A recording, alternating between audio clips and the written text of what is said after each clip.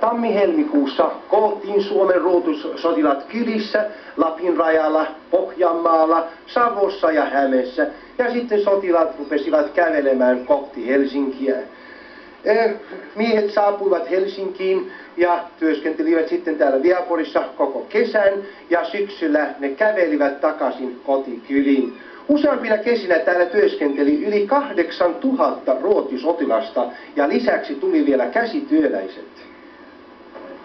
Tänne Isolle Mustasaarelle nousi käsityöläiskaupunki. Ensimmäiset asukkaat, mikä muuttivat tänne, oli kauppiaita.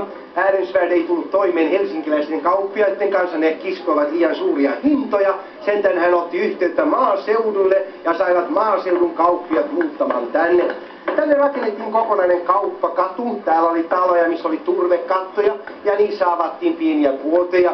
Meillä oli lihakauppa täällä ja oma teurastamo. Meillä oli leipäkauppa ja myöskin kalastajat muuttivat tänne ja ne möivät suoraan linnoitukselle kalat. 1753 Ehrensvärd avaa täällä Suomen ensimmäisen käsityöläiskoulun. Ruotsista saatiin erikoiskäsityöläisiä opettamaan käsityöläislapsille uusia ammatteja.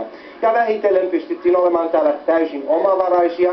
Täällä pystyttiin tekemään työkalut, vaatteet, huonekalut, veneet ja niin edespäin.